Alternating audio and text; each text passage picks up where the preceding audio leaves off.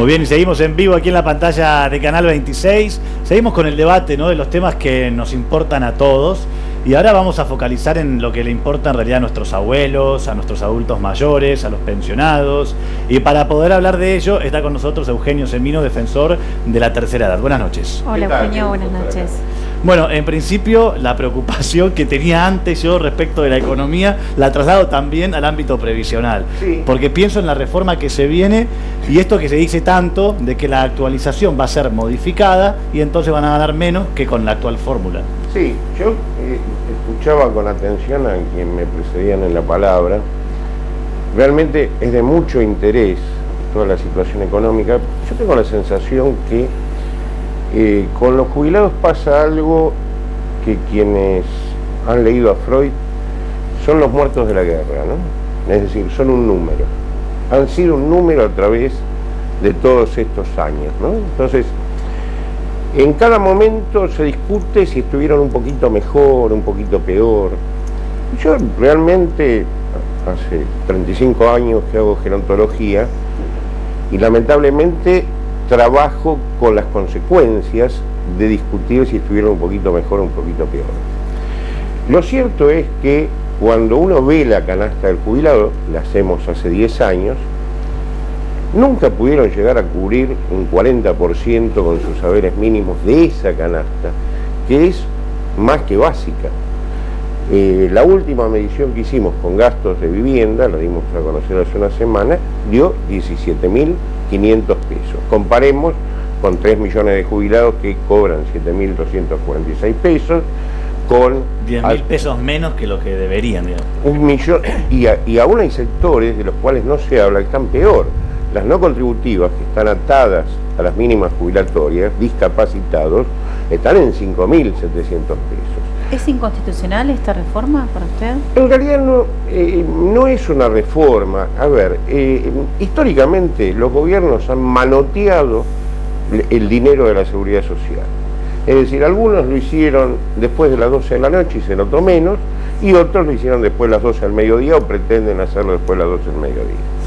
Y en realidad lo que vemos es que va en detrimento no solo del jubilado, que ya está condenado por el solo hecho de recibir los efectos del rifle sanitario al momento de dejar la vida activa como trabajador, sino que no hay un reconocimiento de esta situación. Es decir, discutir, por ejemplo, la movilidad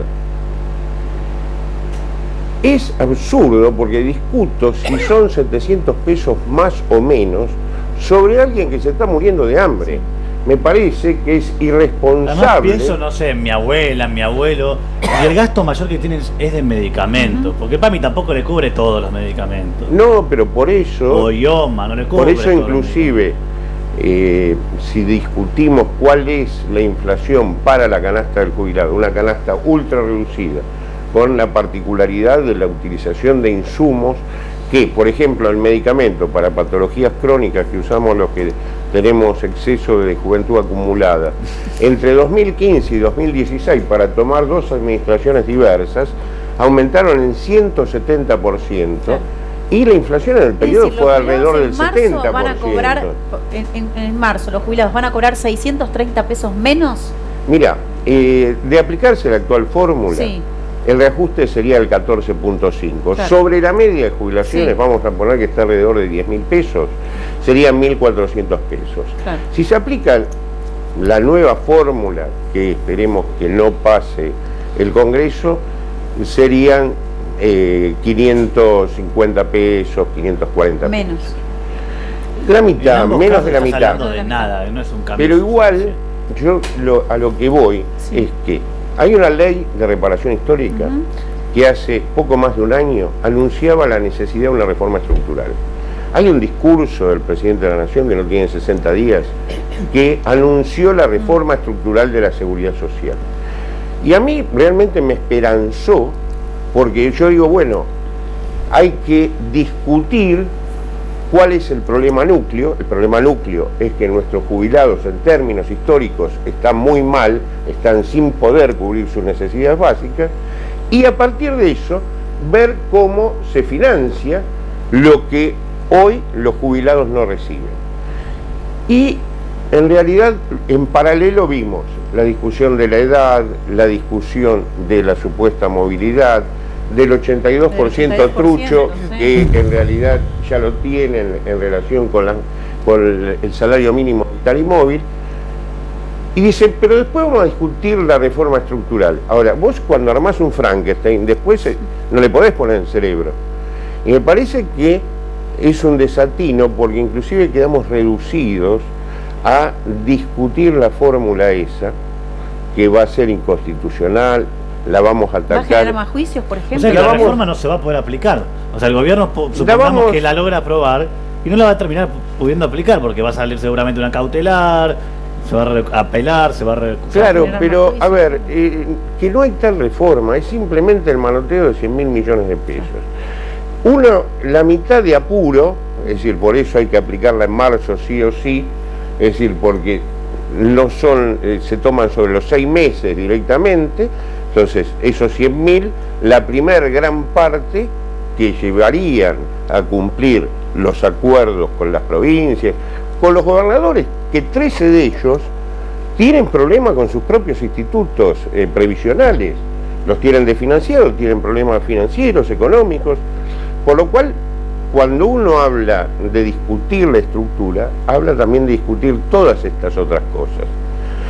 Hay una mezcla patética, porque se habla de jubilaciones de privilegio.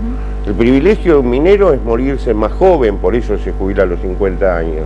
Eso le voy a preguntar con la edad jubilatoria, si bien va a ser optativo, va a ser en consenso con... La edad de los 70 años, que por otra parte hoy existe la jubilación por edad avanzada a los 70 años para quien no tiene los 30 años de aporte. Sí. Existe voluntad cuando existe opción libre para ejercer esa voluntad. Es decir, si yo hoy tengo una tasa de sustitución, la tasa de sustitución, para que todos nos entiendan, es yo como trabajador activo, este mes, mi último mes como tal, estoy cobrando 20.000 pesos. Me jubilo, mañana voy a cobrar 10.000. Por lo cual, la opción, mi voluntad, está condicionada. Yo tengo que seguir trabajando para no morirme de hambre. Y hasta el día del juicio final, no hasta los 70, como hoy ocurre, y en negro y en las peores condiciones. Abramos el debate, saludamos también a Itaí Hackman, que se suma a este panel de invitados. ¿Qué piensa, no, de esta reforma que está impulsando el gobierno, que bueno, ya él mismo quiere aprobar? Bueno, Semino fue muy claro. A mí no diría que me sorprende, porque la verdad que conociendo al gobierno no es sorprendente, pero el nivel de insensibilidad social con la cual se discute este tema y con la cual se avanza el gobierno, ¿no? Supongamos, acá se dijo antes que hay que bajar gastos, ¿no? Es discutible, pero supongamos que hay que hacerlo. ¿Las jubilaciones son el gasto que hay que bajar? O sea, quitarle ingresos justamente a uno de los sectores más vulnerables que tiene nuestra sociedad, digamos, que más sufre, que más padece, que más lejos está de cubrir sus necesidades. Me parece que obviamente habla de un nivel de insensibilidad social que, como digo, no es sorprendente, porque de parte de un gobierno como este no es lógico. Y lo que sí quisiera agregar en todo caso a eso es algo que se dijo al pasar en el bloque anterior, que tiene que ver con el proceso de desfinanciamiento del ANSES, ¿no?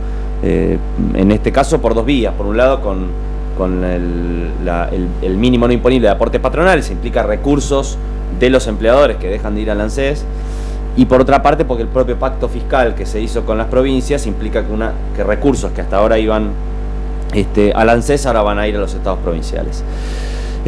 Con lo cual estamos hablando de que el ANSES se está desfinanciando, y uno diría un sistema que ya venía con problemas de sustentabilidad, ni hablar si tuviera que pagar los ingresos que merece, ¿no?, los jubilados, y se desfinancia, si se le quitan recursos.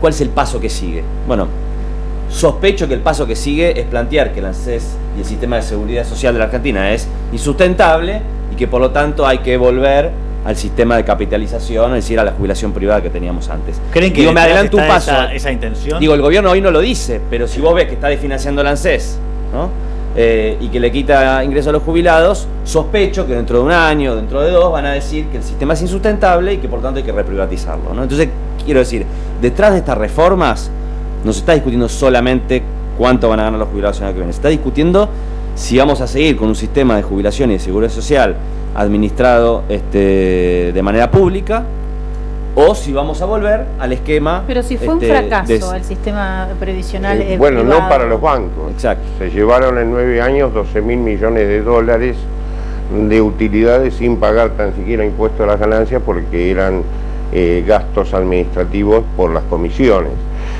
Yo creo, y coincidiendo, me parece que estamos, cuando uno habla de problema estructural y extendido en el tiempo, nunca hubo, como tampoco se dijo, una redistribución de la riqueza, sino que en el sistema lo que se redistribuyó fue el ingreso. Las moratorias, sobre todo la del 2005 y demás, que eran necesarias por los que habían quedado afuera, pero la pagaron los propios jubilados que estaban adentro del sistema. Por lo cual, ahí se va generando un problema donde ficcionalmente decimos, bueno, tenemos una tasa de cobertura la más alta de Latinoamérica, que por otra parte es así desde 1904, ¿no? Pero al margen de esto, es decir, lo que correspondía era que el Estado incorpore el recurso para prefinanciar la moratoria. Es decir, ya venimos con problemas que tenemos que resolver. El tema además es la informalidad, con más trabajadores formales, más aportes, y ahí capaz podés pensar en que puede llegar a ser sustentable. Pero que ANSES paga casi 18 millones de Presten beneficios. atención al graph que acabamos de colocar en pantalla. Es una declaración de Pablo Tonelli. Él dijo, los jubilados pierden plata, pero no poder adquisitivo. Es como una contra... A ver, Dipache, ayúdame a entender. ¿Es viable o es una falacia lo que dijo Tonelli? Y el poder adquisitivo es cuánto vos podés comprar en bienes y servicios con lo que percibís. Y la realidad es que con la inflación alta que hay y la reforma previsional que viene, lo veo difícil que lo de Tonelli sea verdad. Ahora, ¿por qué siempre se toca primero a los jubilados? ¿Será porque los jubilados no pueden cortar calles? ¿Porque los jubilados no pueden manifestar? Es el eslabón más débil de la cadena, ¿no? La seguridad social es un problema en el mundo, ¿no? Es decir, no es que... Ahora, y me tocó participar en algunos otros países en reformas estructurales, lo que hubo ciertos consensos básicos en los sistemas políticos para reconocer la situación y a partir de eso ver cómo inclusive compartiendo intereses, sectores ideológicamente diversos, pasó muy claramente en el Pacto de Toledo en el 94 en España, donde los ultraliberales del PP terminaron acordando que convenía el decálogo de la seguridad social porque se iba a venir la conversión de las monedas al euro y necesitaban incorporar al mercado, es decir, consumidores. El jubilado es un consumidor fenomenal en términos de lo potencial porque tiene disponibilidad de tiempo. Hay que ponerle las dos cosas que acá no se le ponen, plata en el bolsillo y salud en el cuerpo. Acá estamos carentes de eso. Entonces, como no son sujetos de consumo, sí son objetos a ser consumidos. Por eso, el negocio de la industria del medicamento, que se establece a partir del 97 con el contrato de PAMI, donde se carteliza el sistema y donde viene financiando campañas políticas desde ese momento, con administraciones de diverso color en el país y demás, hace que el jubilado quede siempre sumergido y no importe mucho en términos de resolver estructuralmente el problema. Por eso me parece que hay que tratar de cambiar esa estructura.